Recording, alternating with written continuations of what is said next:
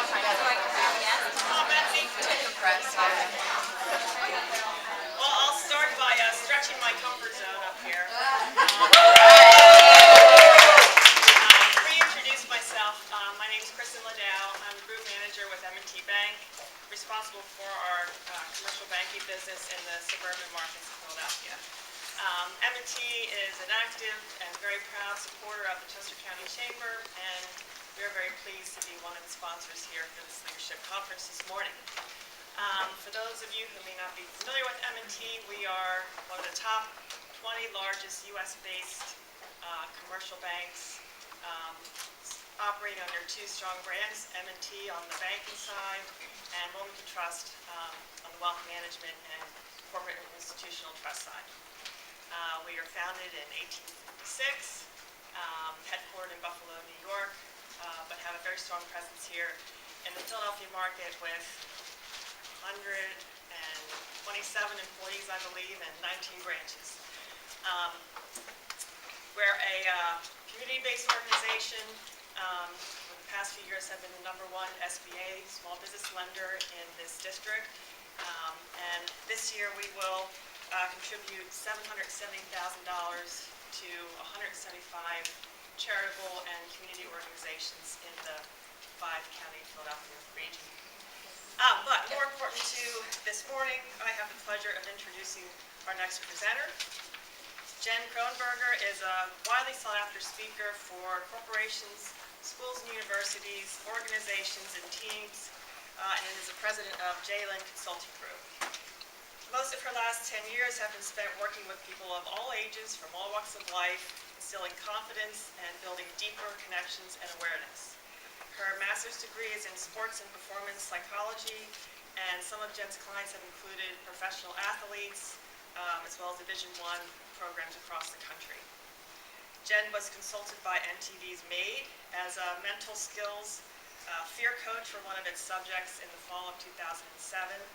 She's also been interviewed on 4 different occasions by Philadelphia's ABC affiliate, Channel 6 Action News, and was selected by the Chester County Chamber as our 2009 Female Business Leader of the Year. Jen has been on the TEDx stage as a speaker 3 different times in 2013 and 2014. She runs a group coaching program called the Soul Tribe Evolution Project and has a radio show called The Possibility Project, writes monthly columns for a variety of publications, and in 2012 published her first book titled These 5 Words Are Mine. I've had the opportunity to attend a team building workshop with Jen earlier this year, and I know we will all enjoy learning from Jen about leadership. So please join me in welcoming Jen. Thank you. Good morning. Good morning. Is this thing on? Yep. Yes. I just like saying that.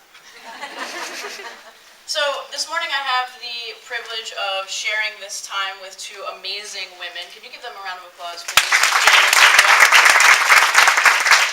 Tough act to follow, ladies, I don't know, but I'm going to do my best.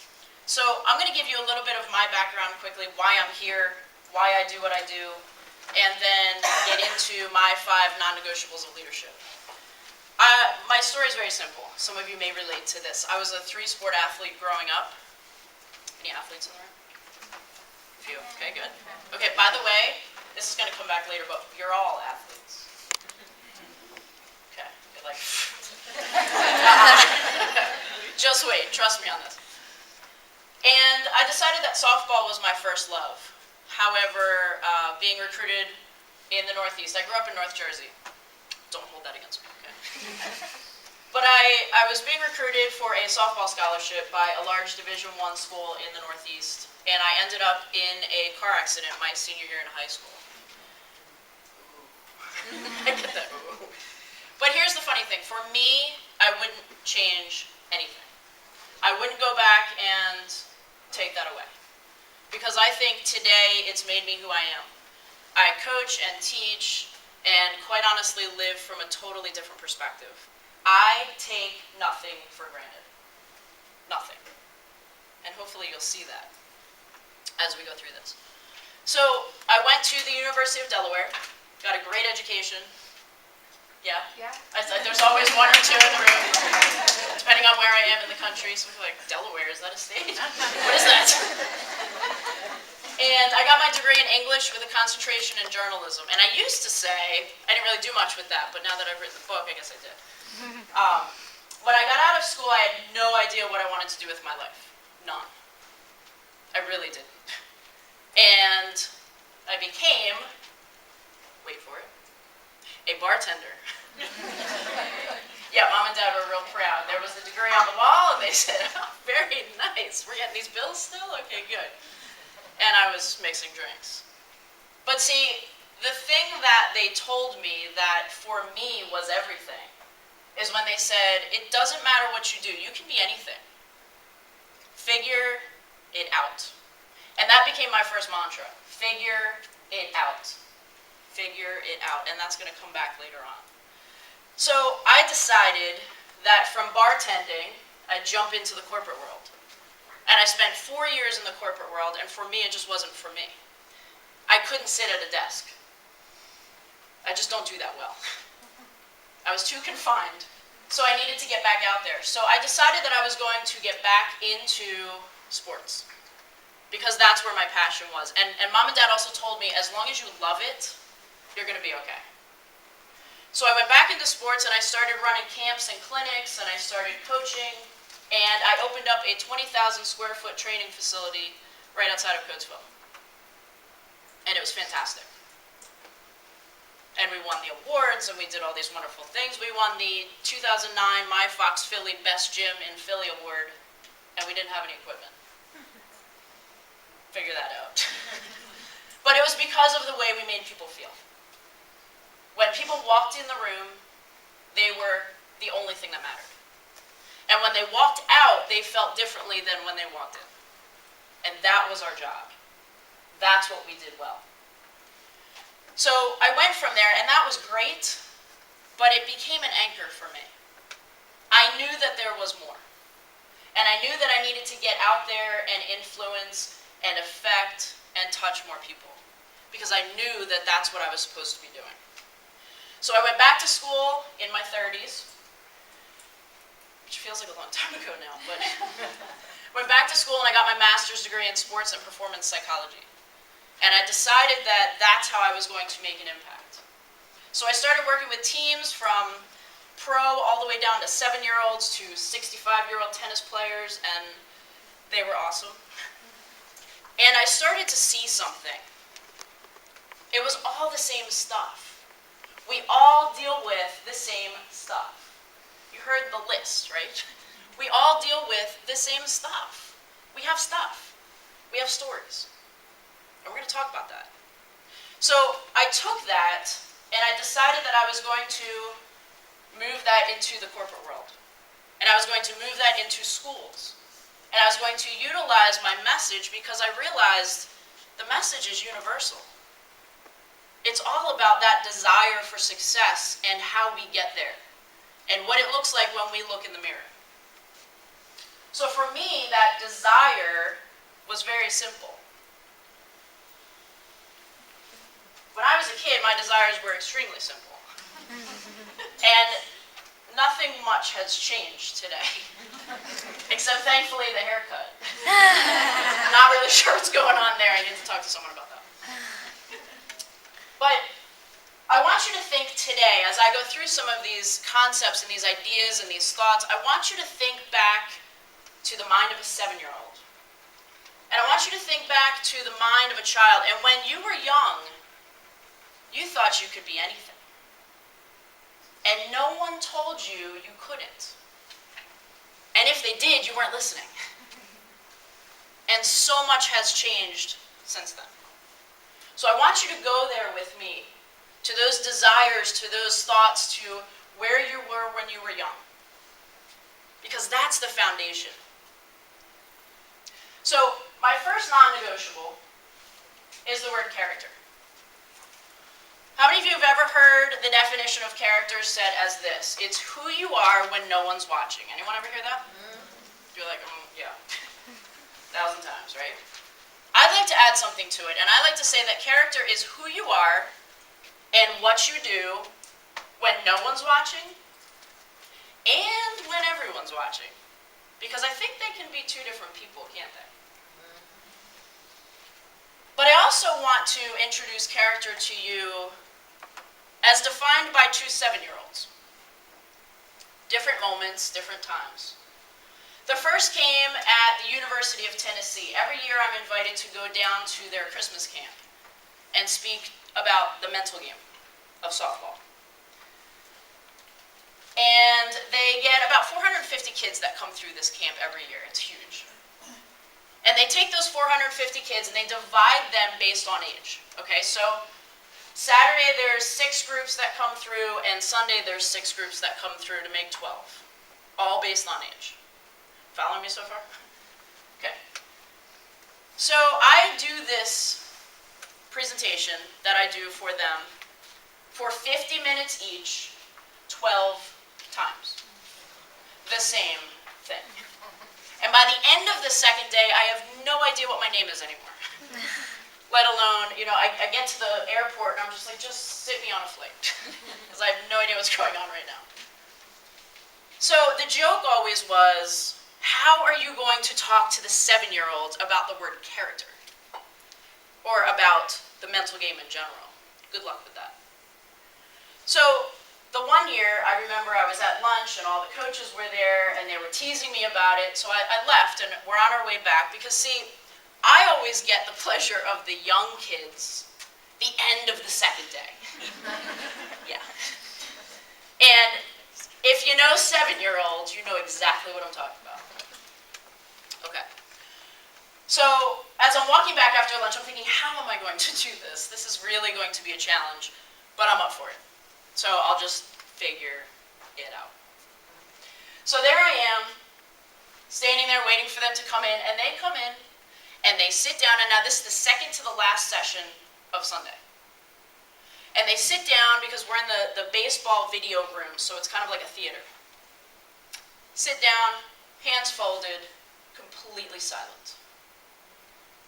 And I said, I have no idea what they did to them in the last room, but whatever it was, it worked, so we're going with it, okay? So I started and I asked the question, what is character? Front row, second seat. This girl was the smallest little girl in the room. She couldn't even touch the ground. Her feet dangled from the chair. And she raised her hand really slowly. Her eyes got really big. And I went over to her and I said, okay, tell me, what is character? And in that moment, her eyes got even bigger. Her hand went back down. I'm thinking, I need plan B because I'm about to make this little girl cry. But in this sweet, soft, gentle little voice, she looked up at me and she said, when you see a piece of trash, you pick it up. And I said, yes, yes, yes, yes. Yes, I high-fived her. I said, that's the best definition of character I've heard in a very long time. It's so simple. Because that's where everything starts. It's about being the right person. It's about doing the right things. And as a leader, that has to be you. Because we lead by example, don't we? But we also lead sometimes very quietly. And that's important too. So it's who we are in those moments when we just do the right thing. Without looking for praise, without looking for accolades, without looking for the awards, we just do the right thing. So then fast forward to the second 7-year-old that I had the pleasure of meeting. It happened to be at the YMCA at the Believe and Achieve program. They invited me to come in and speak. And this one now was, you probably have about 10, 12 minutes of attention time. So figure it out, right? So I'm walking down the stairs, going to the room, and it had to be one of the loudest places I've ever heard in my life. Now remember, I was a bartender. I've been to some loud places. But they were having a blast. They were jumping around and just like laughing and giggling. It was awesome. So I walk in the room and I'm trying to figure out even where the front of the room is. I had no idea, so I just said, okay, here's good. This looks good. And then I'm thinking, how am I going to make these kids quiet long enough to listen to me, let alone all face in the same direction? And then I realized quickly that didn't matter. I'm just going to start talking. And maybe they'll just start listening. So I did the whole clap once if you can hear me. And all of a of a sudden there were a couple kids who clapped, and everyone's like, what's going on? I need to clap, what just happened? Why are we clapping? So all of a sudden, there was silence. And so I decided I was going to talk about character, because to me this is one of my favorite topics, and I said, what does character mean? And this little girl right in front of me, you know when a kid knows something? I know. Oh, ooh, ooh, ooh. All up in my face. I said, okay, tell me, what is character? It's a role in a movie. Well, yes. Okay, good. I'm thinking, okay, very quickly, how am I going to get this to go in the right direction, right? So I'm thinking to myself, okay, so what if I said good character? What does that mean? And this adorable little girl over here in the pink jacket raises her hand. I got this. I mean, she was sure. Talk about confidence. So I said, okay, what is it? And I'm holding my breath, because you never know. The Little Mermaid. Yeah, we were going there, and there was no stopping it. So I said, okay, all right, good. And in the next moment, I'm thinking, should I or should I not? Why? And I'm sitting there thinking, just say something good. And she said, because she's kind, she's nice to other people, and she does the right things. And I said, mission accomplished. Absolutely. She nailed it. They get it.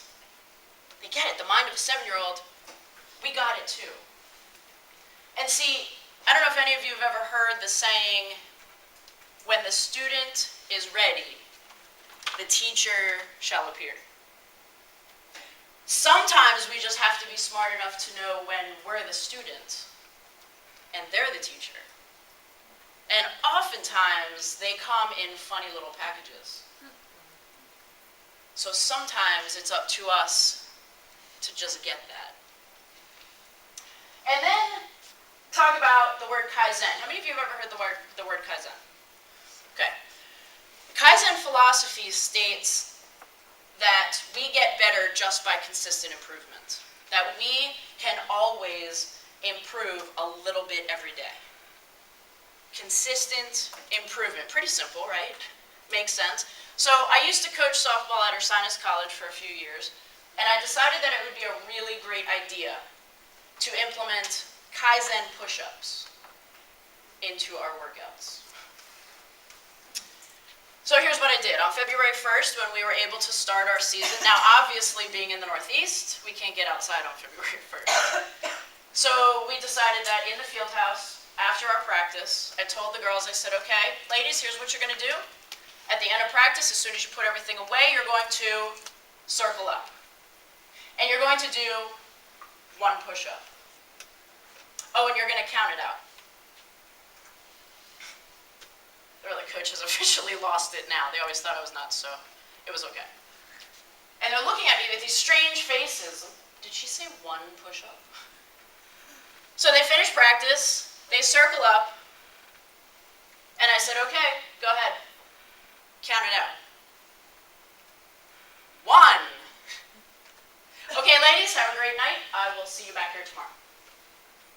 Well, of course I got the jokes. Coach, look at me now. I can lift a car. I'm about to bust out of my shirt. Look out. I said, okay, you laugh. Go ahead. Get out of here. I'll see you tomorrow. Next day they come back. And I said, okay, ladies, at the end of practice, we're going to circle up, and we're going to do 2 push-ups. And you're going to count them out. All right, coach, really, come on. Is there a point? There may or may not be. It's up to you, isn't it? So they circled up. 1, 2. Okay, ladies, have a good night. I'll see you tomorrow. Okay, coach. I'm sore. It's a lot of exertion here. I don't know if we can do this. So the next day, they came back, and they did 3. very good. And the next day, they did 4. 5. I'm kidding. major, I don't do math, okay? Yes, they did one more every single day. And every day that we were together, whether it was practice or games, they did one more than they did the day before. Now, I'm going to tell you what I told them. On that very first day, I said, ladies, if at any time you get tired and you need to drop out, drop to your knees. Oh, because these were standard push-ups, by the way. So I said, go ahead and drop to your knees and finish that way.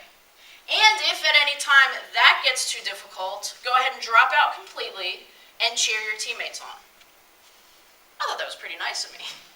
I gave them an out. Remember that. I gave them an out. So on May 7th, when we finished our last game in the conference tournament, we lost. And I was collecting my things in the dugout, and all of a sudden I turn around and they're gone. And I thought, wow, they really took this hard, I guess. They ran away. So I looked out of the dugout, and there is the team out in the right field corner, circled up, doing push-ups. And in that moment, I realized they got it. Because, see, 6 of those girls were about to graduate that weekend. It wasn't even about getting better for next year. They never had to do another push-up ever if they didn't want to. It became a pride thing for them. It became, this is who we are. We do one more, always one more. This is what we do. And they bought into that and they lived it out. And that became their mantra. I have a question for you. If we were to clear the tables away right now, they're laughing already. And if I were to say, you know what, ladies, here's what we're going to do. We're going to circle up and we're going to do 67 push-ups right now. How many of you would raise your hand and say, we are not doing anything? And I'll go ahead, raise them up and raise them high, raise them proud. Come on. You can do 67. Okay, raise your hand. Tell me that, no, absolutely not, I can't. Well, here's the funny thing. Those girls would have told me the same thing. And they all admitted that. They said, if you were to have told us that we were going to do 67 push-ups on May 7th, we would have said there's no way. Because I've never done that before. See, we don't know how far we can go until we go there. There's a fantastic book, The 21 Irrefutable Laws of Leadership by John C. Maxwell. I highly recommend it. After I read the first law, I could have thrown the book away. Not like the rest of it wasn't important, because it was really good. But that first law for me was everything. And it's called the law of the lid. The law of the lid states, you will never grow higher than your lid. And in leadership, think about this for a minute. Your lid could be your boss. Your lid could be your teammate. Your lid could be your family. Your lid could be anyone else. But most of the time, our lid is ourselves. And we will never go higher than that bar that we set for ourselves that said, well, this is all I can do. You don't know how far you can go until you go there.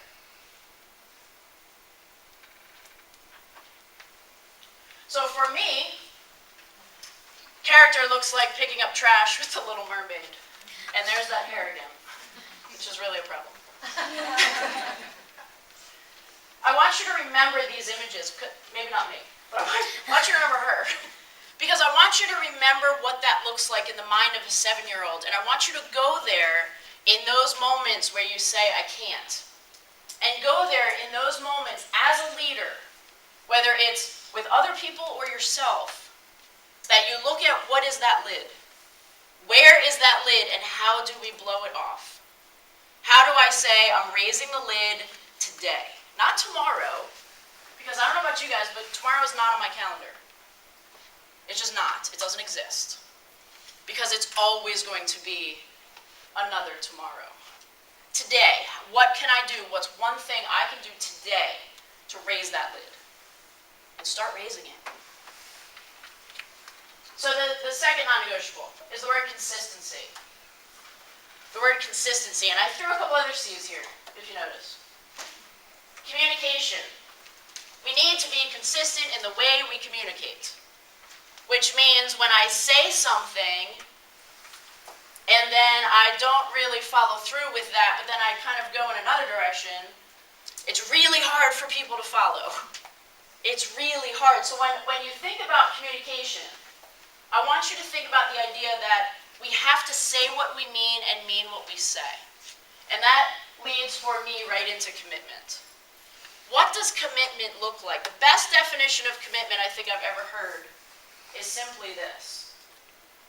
Commitment is doing what we said we would do long after the mood in which we had said it has left you. Oh, let me repeat that. Commitment is doing what we said we would do long after the mood in which we had said it has left you. You all know what I'm talking about, right? Yeah. 2 weeks ago, you're with your friends and you're saying, oh yeah, it'd be great, let's get together, we'll have a pool party. Can't wait, everyone's all excited, you're in the moment. You're bringing the pasta salad. Okay. Then 2 weeks go by, and it's that day, and you just mowed the whole lawn, cleaned the whole house, you know what I'm talking about. And you go inside, it's the hottest day of the year, and you lay on that couch, and your favorite movie just came on for the 16th time, and you have to watch it again. And all of a sudden, you hear, we should probably get ready to go. And you say, do we have to go? That's commitment. That's doing what you said you would do long after the mood in which you had said it has left you. It's about follow through. It's about being consistent in that. Not just doing it once, but doing it all the time. Being that person. The one that follows through. The one that says, you know what, at the end of the day, my word is everything. I said it. So now I will follow through and I will do it. The moment others see that,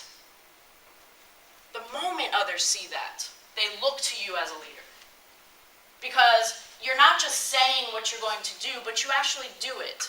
And that leading by example, that leading by actually following through and doing the thing you said you were going to do, even if you don't feel like it, that's leadership. And it can start at home. It can start personally. It can start anywhere. It doesn't matter as long as it starts, right? So, I want you to think about consistency from this standpoint. How many of you have ever used the term, we have to give 110%? Anyone? We're all like, yeah, guilty. Okay, now remember, I was an English major. I'm not a numbers person. However, I do know what a pie chart looks like. Someone help me out. Where is 110% on a pie chart? Does it hang off the side? Yeah, it's a piece of crust. Now that I understand. I cannot wrap my head around 110%. Well, that doesn't exist. It's not real. So let's talk in real. What is real? This is what I think we mean when we say 110%. I think what we mean really is we're going to give 100% of the time. Oh, okay, I get that. That makes sense. What does that look like? That looks like even if today my 100% is here, and tomorrow my 100% is here, and the next day I don't feel well, my 100% is here. Because guess what, ladies, that will change. You're not at the same level every day. As much as we would love to be, sometimes we're not. Let's be real. We're not, and that's okay. But what can't change is that we give all of it all the time. That we give all of it all the time. That part can't fluctuate. That's consistency. So committed consistency, therefore, is following through on that. On giving it all the time. And that's okay. So I want to mention enthusiasm. Because I think with consistency, we look at the word enthusiasm for me. And I look at, it's one thing to be consistent and to go through the motions and to do the stuff. But if there's no passion involved, if that enthusiasm for it isn't there, guess what? People will notice. People will see that, and as a leader, that's not okay. I say it all the time, you've got to love what you do. My first 5 words came from working with a professional baseball player. And he called me when he was at spring training down in Florida. And he said, Jen, today's the first game, and I need a little something. Because even they need it too. You would think they've arrived. We never get there. So he said, just give me something that I can take out onto the field with me today to play at that level. And I said, okay, Matt, why do you play? Well, because I love it. That was his answer. Not the money. It's because I love it. So he made a mantra that he took with him all day, and that mantra was for love of the game. And that became my first 5 words, and it became my mantra for everything I do. When I go anywhere or I engage with anyone, it's about I'm there because I love it. I love what I do. I've spoken somewhere every day this week. People are like, aren't you tired? No. What does that mean? I don't know what that means. Yeah, I get tired, obviously. But I do this because I love it. Because I love sharing, I love connecting. I guarantee you, even if there were no other speakers here, I would have learned something today. I learned a boatload from these 2 already. But even if they weren't here, I would have learned something from you. Because the energy that's exchanged in that communication is a beautiful thing to me. So I want you to understand what that enthusiasm is, what that passion is. We talked about smiling, right? Wearing a smile. How huge is that? You have to. And you know what? Don't just fake it. If you're not smiling, there's a reason. Hint, hint, clue, clue. Find another path. Because I didn't smile for those 4 years of my corporate job, trust me. I wasn't smiling much, I just didn't enjoy it. Find your passion, and then figure it out. So, the vision part of this consistency, as a leader, it's critical that when you share that vision, that enthusiasm for it with, the people that maybe work for you, or even just the people you connect with, if that's not there, if that vision, that big picture, that seeing more than just what's right in front of you, because this goes both ways, doesn't it? And if that doesn't exist, people also know that. If we're only thinking about ourselves or about the one little thing that, we might have to do today, that's visible also. So understand that, when we find that vision, whatever it is, it's amazing what happens when you're on purpose. It's like the universe kind of like moves stuff to meet you. And it works that way. It absolutely works that way. So, vision would almost be, for me, like handing you a rose and saying, here, I got you this. And saying, be careful. Don't cut yourself, they really hurt. Who does that? Nobody. Because that's not what roses are meant for. And if we only ever hold the stem, we lose out on the rest of it. See the whole thing. Understand what that looks like. And then take that with you. So let's talk about choices. Let's talk about choices, because I believe that choices lead us every single day, good, bad, or indifferent, but they take us to where we're going to go and end up. What we control versus what we don't. Yeah, that's a big one, isn't it? There are so many things in our lives that we do not control on a day-to-day basis. Would you agree? I see some of you are like, more than that. There are so many things that we don't control, and here's what happens. We focus on them, don't we? How many of you have ever had a bad day? Okay, good. I'm not alone in that? Thank you. Yeah, welcome to being human, right? So, you've had a bad day. That's a song, right? We're not going to break out and start singing. Let's just not go there. You've had a bad day, and this is what happens. You wake up in the morning, you put a hole in your favorite blouse, you go downstairs, and you spill your coffee all over that same blouse that now has a hole and a coffee stain. You trip over the dog, you break your finger on the floor, and then you drop your keys in the water. Puddle, big puddle, stepping out of your door. You know what I'm talking about. You're like, some of that was just this morning. Yeah, I get this. And what happens? You self-proclaim, today is a bad day. Yeah? And what happens when the first person comes over to talk to you? Oh, you will never believe what happened to me this morning. You will never believe it. Well, that's an odd statement, first of all, isn't it, right? But we say that. And then all of a sudden you start to go on about your bad day. Or you say, don't even talk to me today, I'm having a bad day. And why is it always on Mondays?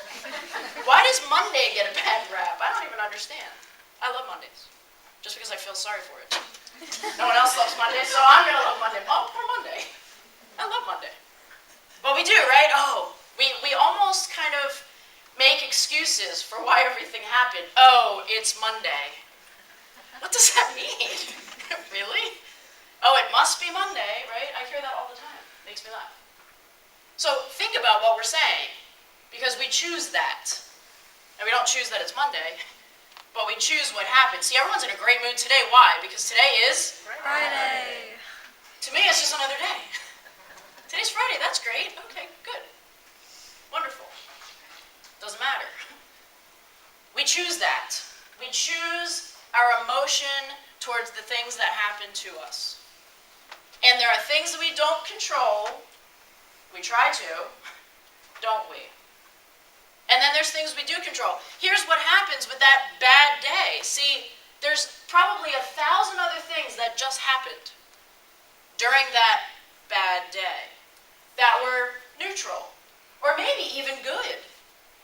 And you kind of like kicked them aside and said, oh no, I don't have time for that today because today is a bad day. Step aside, good stuff. You don't belong here today. Maybe tomorrow we'll talk. Because we've decided today, no, I don't have time for that. We get what we focus on. We get what we focus on. We just do. We get what we focus on. I'm going to prove it to you real quick. Look around the room real quick and find something blue in the room. Everyone? Got it? Everyone find something blue? What did you find? Your phone. White. It's blue and white, she said. Okay. What did you find? Very good. What did you find? Oh, nice. That normally does not happen. Okay. What did you find? Way over there. Isn't that interesting? The color of that? What color is this? What's she wearing? Okay, good. Just making sure. Yeah. Okay. So here's what happens. And there's two pieces to this, okay? So go with me here. 2 lessons to this. One is we get what we focus on. So now you're looking around the room saying, how many blue things are in here? Oh, look, there's a lot of blue. Or hopefully I'm not just that boring that you already think about that, right? You're already thinking, look at how many blue things. Oh, we're going to red next. Red things are in the room, okay? Hopefully that's not happening. So now that I brought blue up, now you're thinking about blue, right? And the second piece to that is usually, now some people, oh, it's right here. But some people will look way out there to find the answers. And that's normal. We usually do that. We usually look out here first instead of looking here. The answers are all right here, and they always have been, they always will be. Always. We don't need all that. We came equipped. You already have it. Sometimes we just have to know where to look. So, when I talk about be here now, there's an old Zen proverb that says, before enlightenment, chop wood, carry water. After enlightenment, chop wood, carry water. That speaks to me. Because I look at that in so many different ways, and it's lent itself to me so many different ways. But I see that as being present in the moment, that it doesn't matter really what else is going on, and the awards or the accolades or how great I am or how great I'm not.